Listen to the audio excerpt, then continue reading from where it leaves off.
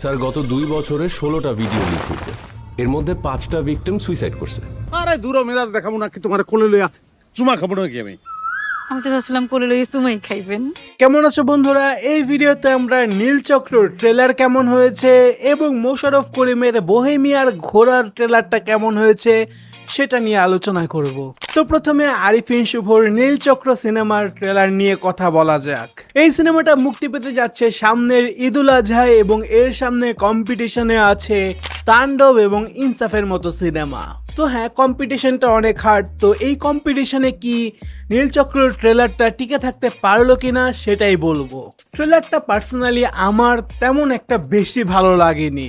হ্যাঁ, এই নীলচক্র সিনেমাটা হচ্ছে অ্যাকশন থ্রিলার সিনেমা, যেখানে আরিফিন শুভ একজন পুলিশের চরিত্রে অভিনয় করছে। এরকম ধরনের সিনেমা কিন্তু আমরা বাংলাদেশে তেমন একটা দেখতে পাই না। তো নীলচক্র টিমের কাছে সুযোগ ছিল ভালো কিছু আমাদের সামনে প্রেজেন্ট করা, নতুন কিছু আমাদের সামনে তুলে ধরা, কিন্তু এই নীলচক্রের ট্রেলারটা দেখে তেমন কোনো কিছু ফিল হয় না। এর আগেও আমরা এরকম ধরনের সিনেমা অনেক দেখে এসেছি, বিশেষ করে তামিল মালায়ালাম ইন্ডাস্ট্রিতে। আর এই ট্রেলারটা মূলত সিনেমায় যা যা হতে যাচ্ছে তার বেশিরভাগ জিনিসই বলে দিয়েছে আমাদের। একদিকে তাণ্ডব সিনেমার টিজার আসার পর আমরা যেখানে কোনো কিছুই বুঝতে পারছি না যে কি হবে, অন্যদিকে আমরা এখন এই নীলচক্র ট্রেলারটা দেখে অনেক কিছু হয়তো বা বুঝে গিয়েছি। হয়তোবা সিনেমার গল্পটা মূলত হতে যাচ্ছে ইন্টারনেটে মেয়েরা কিভাবে ব্ল্যাকমেলের শিকার হয়, সেই সব কারণে সুইসাইড করে ফেলে এবং এর জন্য দায়ী কারা, এই নিয়েই মূলত মুভির গল্পটা। আরিফিন শুভ মূলত যারা ব্ল্যাকমেল করে এবং হত্যার জন্য দায়ী তাদেরকে খোঁজার ট্রাই করবে, আর সবশেষে বুদ্ধি এবং শক্তির জোরে সেই কাজে সে সফল হবে। ট্রেলারটার কিছু কিছু দৃশ্য অবশ্যই ইমপ্রেস করে মুভিটার লার্জার স্কেল বোঝানোর জন্য, কিন্তু সমস্যা একটা, এই নীলচক্র সিনেমা আমাদের সামনে নতুন কিছু প্রেজেন্ট করে না। তার উপরে কিছু কিছু অভিনেতার ওভার অ্যাক্টিং এই ট্রেলারে দেখা যায়।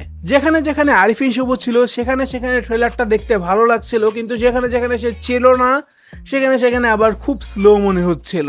ওভারঅল এবারের ঈদুল আজহার লড়াইয়ে এই সিনেমাটা কিছুটা পিছিয়ে পড়ে গেল, যেখানে হ্যাঁ কিছু কিছু দর্শক হয়তো বা এই সিনেমাটা দেখতেও যাবে, বাট তেমন একটা এখন বিশ্বাস নেই এই ট্রেলারটা দেখার পর।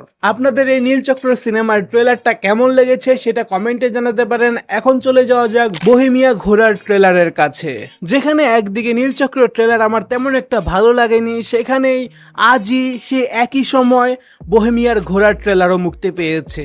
এই বোহেমিয়ার ঘোড়া হয়তোবা একটা সিরিজ যেটা সামনে হইচয়ে মুক্তি পাবে। সিরিজটার ভেতরে অভিনয় করেছে মোশাররফ করিম সহ আরো অনেকগুলো অভিনেত্রী। ট্রেলারটা আমাকে শুরু থেকেই অনেকটা ইমপ্রেস করেছে তার ব্যাকগ্রাউন্ড মিউজিক এবং ডায়লগ দ্বারা।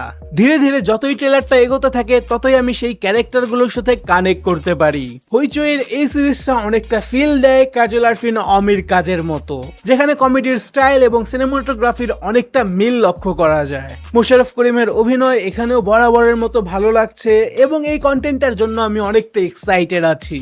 তো হ্যাঁ, তোমাদের এই ভিডিওটা কেমন লেগেছে সেটা কমেন্টে জানাতে পারো এবং চ্যানেলটিকে সাবস্ক্রাইব করে না থাকলে এখনই করে নাও। আর আমাদের একটি ফেসবুক পেজ আছে, সেখানে আমরা সিনেমা রিলেটেড সকল আপডেট দিয়ে থাকি, সেটাকে ফলো করে আসতে পারো। ডিসক্রিপশনে লিংক দেওয়া থাকবে। দেখা হবে তোমাদের সাথে পরের ভিডিওতে। Bye bye.